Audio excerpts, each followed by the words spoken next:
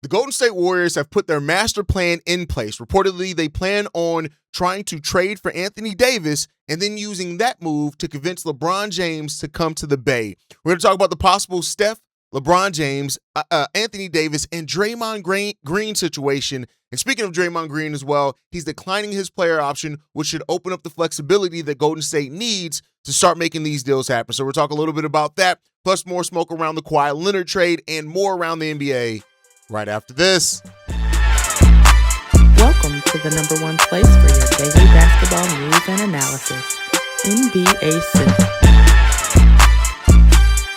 What's going on, basketball fans? Welcome to another episode of the Full Court Podcast. I'm your host, Haize, and more importantly, you guys can follow the channel at Full Court YT on every social media platform we happen to be on. With that said, let's go ahead and get into this content for today, y'all. Oh, before we get that, make sure you guys hit the subscribe button. About 60% of you guys that have been watching us every single day have not yet hit that subscribe button. We're trying to get to 10,000 subscribers by the start of the 26-27 season. We can only do that with your guys' help. You're here watching anyway. Go ahead and hit that subscribe button. In exchange for that, I'll be delivering the best general NBA content that you're going to find anywhere. With that said, let's get into it, man. Reportedly, the Golden State Warriors want Anthony Davis and LeBron James. And the question becomes about, this is a big swing, and it's a swing that makes sense for the Golden State Warriors because they are trying to maximize on their window with Steph Curry, and we know that. This comes from both Kevin O'Connor, who talks about it. He says this: the Golden State Warriors are looking to trade for Anthony Davis, then sign LeBron James. Any trade for Davis would include Jimmy Butler, who's on the expiring $57 million deal. The Warriors also have 2 future firsts and 4 future first-round swaps to add into a deal. The Warriors are then hoping that adding Davis would entice LeBron James to sign with the Warriors. So this was something that was floated around last week, right? And we know that. And I think when you look at this, the big swing, it makes sense. Steph Curry keeps the timeline open. And so as long as the Warriors want to maintain a championship, what they feel could be a championship window, with Steph Curry being there. And Anthony Davis gives the Golden State Warriors interior defense, rebounding, a lob threat, another offensive weapon if and when he's healthy on the court, right? Adding AD and replacing him with Jimmy Butler would make the Golden State Warriors a lot more of an attractive team potentially for LeBron James. Jimmy Butler's expiring contract gives Golden State Warriors a massive salary that they can include as a tool in any deal. Now, they have basically said that they're committed to Jimmy Butler. It seems now with the chance to add AD and LeBron, that has changed. The future first and swaps, it does give them enough assets to make a serious offer that the Dallas Mavericks, who are rebuilding around Cooper Flag, would have to view it in that way, right? A Steph, LeBron, AD, and Draymond core would instantly become fun basketball to watch. The question becomes about how realistic in the West that has the Spurs, the OKC Thunder, the Houston Rockets, the Denver Nuggets. Like, it doesn't make them a clear title favorite, but it does give them probably the best and most realistic window since the last time that they won a title. Now, it does feel a bit unrealistic. This does feel a little bit like 2K, right? The Wizards reportedly have already sent the message that they want to keep AD. AD is extension eligible, so Washington may view him as somebody that's not a trade chip, but they should, because they should be going younger, my personal opinion. And LeBron would still have to take a major risk. That is a huge ask for LeBron James. That is the whole point of this, is that you are still asking LeBron James to go from $50 million to around $16 million in any of these, right?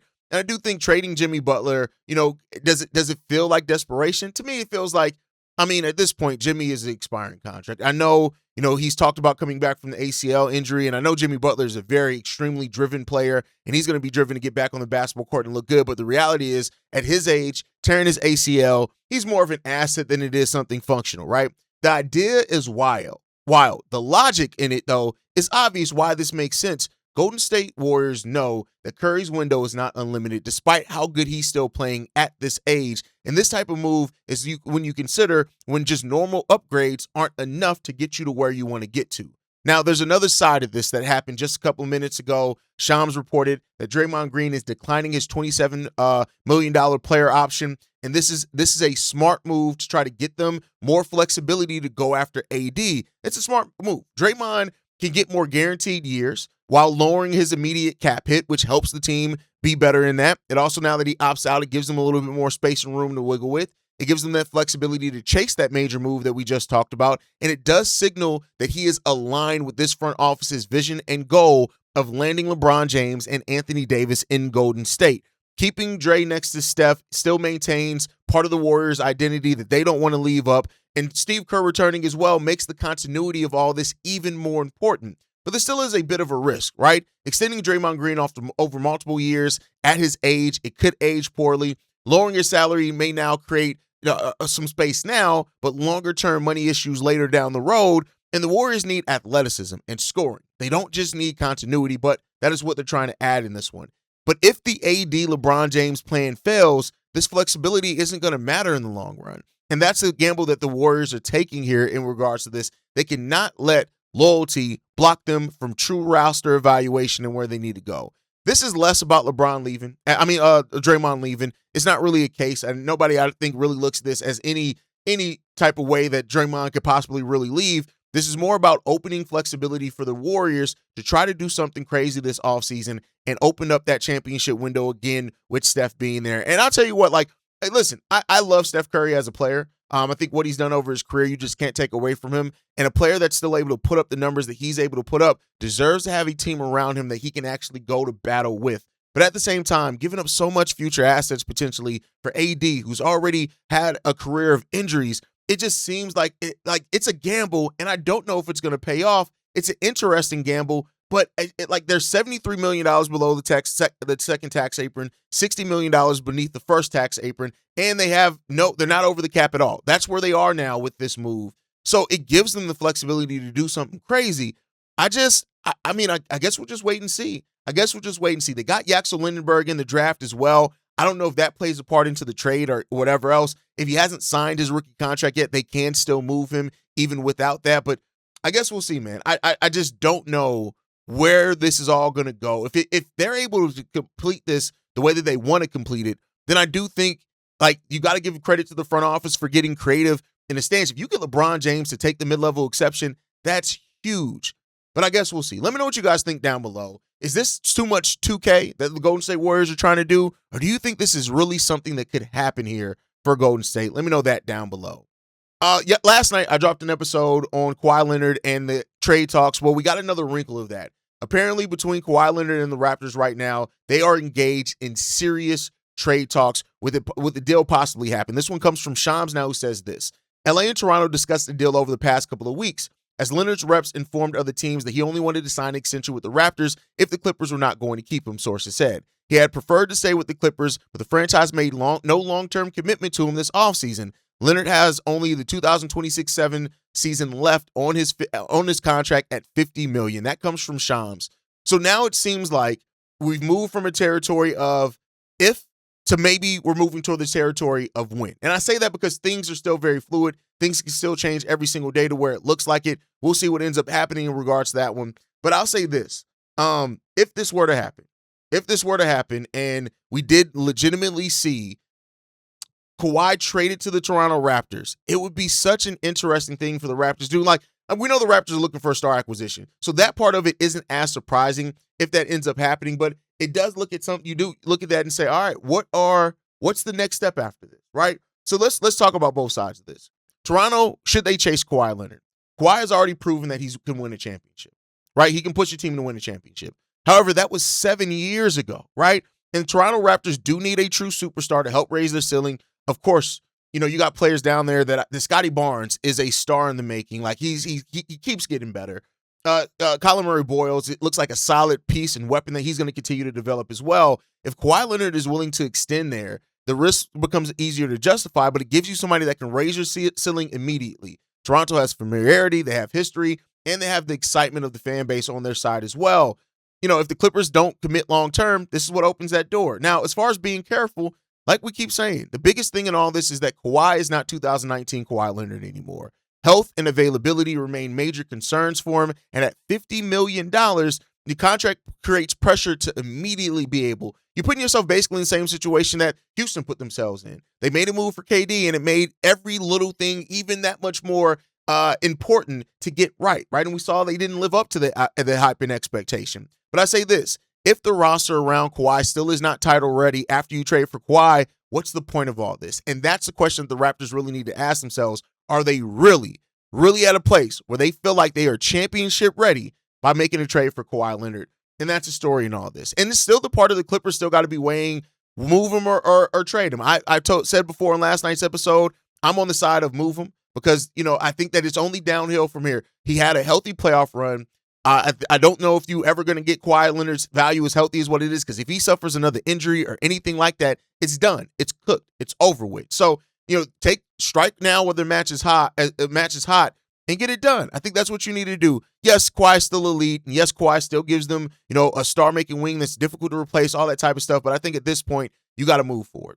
But talking about moving forward as well, we also got an update on Jaylen Brown, because reportedly we now have a front runner in the case of a Jaylen Brown trade, which, again, take all this with a grain of salt. You guys know I don't take anything as 100% word, but, according to Sam Amick, that right now the Blazers are the front runner saying this. The Portland Trail Blazers missed out on Giannis, who landed with the Miami Heat. It was reported that the Blazers were aggressive in pursuing Antetokounmpo, including offering Jeremy Grant, Shaedon Sharpe, and draft capital. But that doesn't mean Portland will now stay pat this offseason. The front office is keen on making a big move, especially since the first season under new owner Tim Dudon. With the Denver Nuggets reported interest in Brown unrealistic because what they're able to and willing to offer, the Celtics, per league sources, have been asking for 4 first-round picks, and Portland is seen as the front runner there. That's from Sam Amick of The Athletic. And listen, this Jaylen Brown thing is all interesting, right? But let's talk about why Portland should do this. They should push hard. Jaylen Brown is still in his prime. That's just the reality of it. And you want a star to add to this young core that you had that just had a playoff run. They got the draft capital. They got the movable salary. You still got a core of, Brown, Denny Advia, Drew Holiday, Donovan Clingan, Tamari Kamara. Like you have a core down there. If you're able to add Jaylen Brown and keep much of that core together, I tell you what, it's worth it. And I don't know how far that gets you in the West, but it's definitely worth it. Now, some say that the price is too high, right? If Boston's asking for up to 4 first-round picks, the massive contract of Jaylen Brown, if Portland looks at this and say, do we really want to push in all of our chips right now and go all in right now? Or do we want to wait another year or so of development? It's fair to answer in that one. You got to know that what you're getting out of Jaylen Brown long-term, and you got to get that. Portland is acting right now and operating like a team that's tired of being patient. But the question is Jaylen Brown going to get you to where you need to get to? And there's a case to be made for that, right? Like, this is a Portland Trail Blazers team that was very scrappy. They got one of the most heralded and long-term assistants in Mike Nori, even though he signed a real contract to be their coach. You just got to wait. The risk versus reward. If you think that Dame and Brown and Denny and Drew and Donovan Clingan and Kamara and Jaylen Brown can get it all done, right? If you think that core can get it done in a tough Western, because it's a tough Western Conference, then you do what you need to do.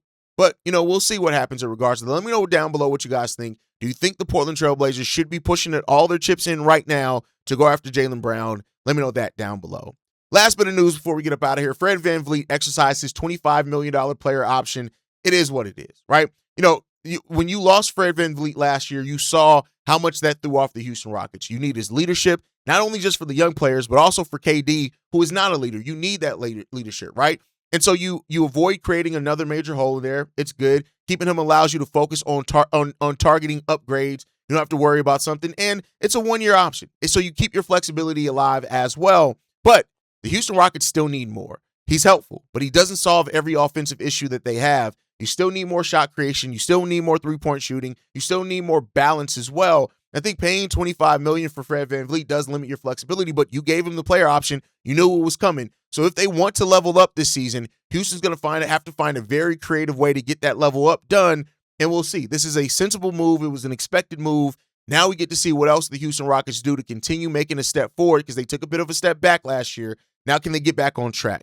And that's the question that comes in here. But that's going to do it for today's episode of the Full Court Podcast, y'all. The Warriors are trying to make one of the biggest swings and wildest swings of the offseason, and we'll see if we can get it done. And Kawhi Leonard's future with the Clippers seems to be coming down to an end. And we're going to see what happens with Jaylen Brown, because if Jaylen Brown's moved as well, that's another move that can tip the landscape of the NBA. We're going to see what happens in regards to this. Let me know your thoughts on all of it down below. Make sure you guys like the video, subscribe to the channel as well. Hit that notification bell so you never miss an episode or a live stream. You can follow us at Full Court YT, right, on every social media platform. You send us any feedback, questions, comments, concerns, NBA Central Show at gmail.com. And then lastly, if you want to leave a text message and our voicemail for the mailbag, the number to do so, 773-270-2799. We're the #1 spot for everything NBA and basketball related. And I'll catch you guys the next time I feel like making an episode. Probably tomorrow. Peace, y'all. been a presentation of the Breaks Media.